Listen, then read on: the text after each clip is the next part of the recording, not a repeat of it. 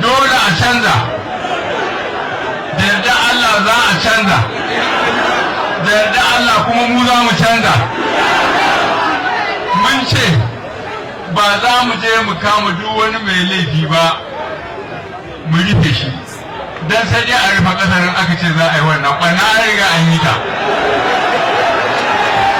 Abin da muke so mu shi ne mu ja layi, abubuwan da suke gabanin shari'a mu bar shari'a su ci gaba, amma daga rada Allah sa aka rantsar da mu duk wanda ya taɓa sisin kwabon baitul mali sai ya biya.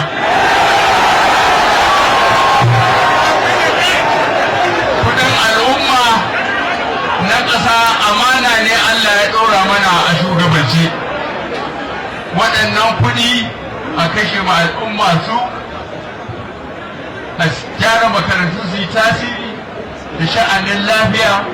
da ruwan sha da tsaro, sannan a kawo fitila mai ƙarfi yadda masu sana'a daga mai aski zuwa walda zuwa mai sai da ruwan sanyi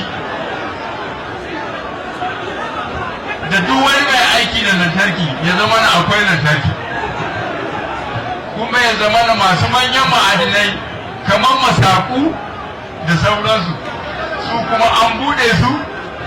ya zama da za su iya yi har su ci riba. Yanzu ba wani mai masana'antar kirki da zai iya yi ci riba a Najeriya,